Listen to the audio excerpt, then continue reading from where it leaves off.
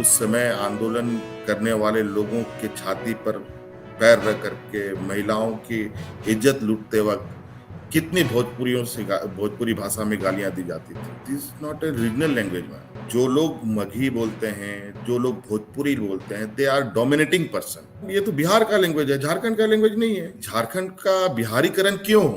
नमस्कार, मैं हूं प्रियेश। अभी आप देख रहे हैं केबीसी न्यूज बिहार और आज हम बात करने वाले हैं झारखंड के मुख्यमंत्री हेमंत सोरेन के बारे में, जिनका विवादित बयान लगातार सियासी भूचाल मचा रखा है। उन्होंने कहा कि झारखंड का बिहारीकरण नहीं होने देंगे, झारखंड का भाषा भोजपुरी और मगही नहीं हो सकता है।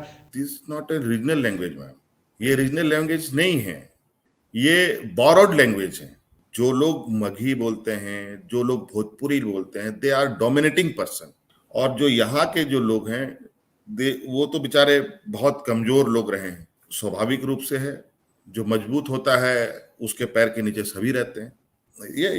ये तो बिहार का लैंग्वेज है, झारखंड का लैंग्वेज नहीं है। तो ये झारखंड का बिहारीकरण क्यों हो? यहाँ पर जब आंदोलन होता था तो आपको शायद नहीं मालूम होगा कि उस समय आंदोलन करने वाले लोगों के छाती पर पैर रख करके महिलाओं की इज्जत लूटते वक्त कितनी भोजपुरी भाषा में गालियां दी जाती थी। ये आज के आंदोलनकारी लोग अभी जिंदा है मन, बहुत जिंदा है, बहुत। महिला से लेकर पुरुष तक भोजपुरी लैंग्वेज के बदौलत ये जंग नहीं लड़ी गई थी। मगही लैंग्वेज के बदौलत ये जंग नहीं लड़ी गई थी। ये जंग लड़ी गई थी यहाँ के ट्राइबल लैंग्वेजेस के बल पर, यहाँ के रीजनल लैंग्वेजेस के बल पर। इसके लेकर काफ़ी सारे नेताओं का अलग अलग उनके प्रति बयान आ रहा है। और सबसे मुख्य बात है कि कोई भाषा से हम बैर कैसे कर सकते हैं, क्योंकि भाषा के प्रति किसी भी लोगों का प्यार होता है, भाषा को अपनाया जाता है। और कहीं ना कहीं भोजपुरी बिहार और झारखंड का एक बहुत बड़ा भाषा है जो अलग अलग वर्ग के लोग बोलते हैं, और मगही भी काफ़ी बड़ी संख्या में लोगों द्वारा बोला जाता है। और इस विवादित बयान के बाद झारखंड के सीएम हेमंत सोरेन जो है काफ़ी सियासी भूचाल मच चुका है। पूरा राजनीति के क्षेत्र में एक अलग माहौल क्रिएट हो गया, जिसके बारे में आप देख सकते हैं लगातार अलग अलग माध्यम से उनके बारे में, खास करके भाजपा नेता हो या जदयू, सभी ने उनका विरोध किया। बिहार के लोगों ने उनका विरोध किया, क्योंकि बिहार से ही अलग राज्य बनाया गया था। झारखंड जो बिहार का हिस्सा था, एक समय हुआ करता था जब झारखंड बिहार का हिस्सा होता था।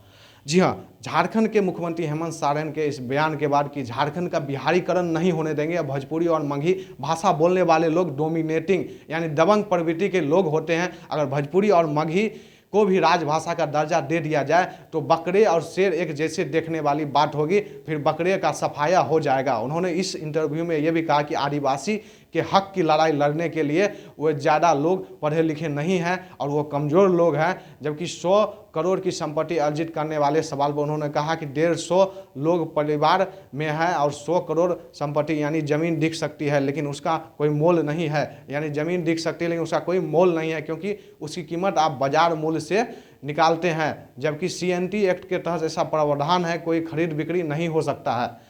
अगर बात करें भोजपुरी और मगही को लेकर, तो बिहार में एक बहुत बड़ा वर्ग है जो भोजपुरी और मगही भाषा बोलचाल में यूज किया जाता है। और बिहार का पहचान भोजपुरी, मैथिली, मगही और अंगिका बंजिका जैसे अनेकों क्षेत्रीय भाषा से होती है। और झारखंड में भी इस भाषा का काफ़ी बोलचाल और प्रचलन है, इसलिए लोगों का उनके प्रति विरोध देखने को मिल रहा है। झारखंड के मुख्यमंत्री हेमंत सोरेन द्वारा इस विवादित बयान के बाद अलग अलग लोगों का अलग अलग विचार देखा जा रहा है। इन भाषा के लोगों को महिलाओं की इज्जत लूटकर भोजपुरी भाषा में गाली देते थे, ये हेमंत सोरेन का बयान है। जी आदिवासी और क्षेत्रीय भाषा के दम पर ही झारखंड अलग राज्य की लड़ाई लड़ी थी, ये भी हेमंत सोरेन ने कहा है। तो चीज़ें आप समझ सकती हैं और लगातार उनका विरोध किया जा रहा है। धन्यवाद।